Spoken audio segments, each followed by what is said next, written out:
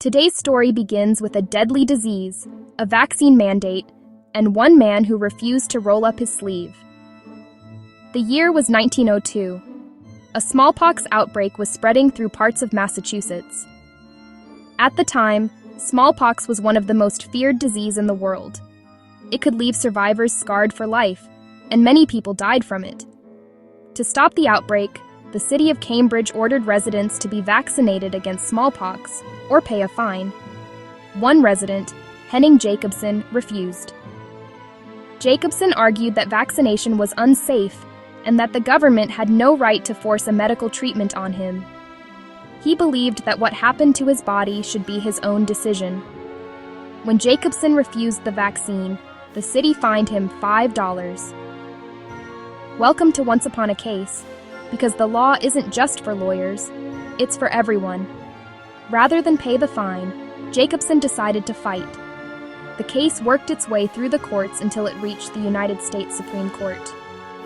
The question before the court was simple but important. Could the government require vaccination during a public health emergency? In 1905, the Supreme Court said yes.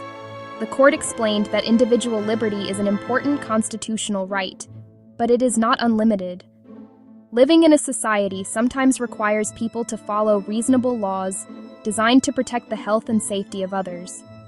The justices concluded that Massachusetts had the authority to require vaccination in order to combat a dangerous outbreak of disease. As a result, Jacobson lost his case and the fine remained in place. The decision became one of the most important public health rulings in American history. For more than a century, courts have cited Jacobson when considering the balance between individual rights and the government's responsibility to protect public health.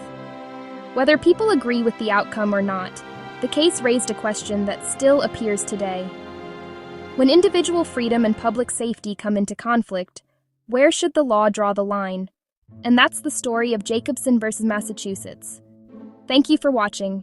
If you enjoy this story, follow along for more. See you on the next episode.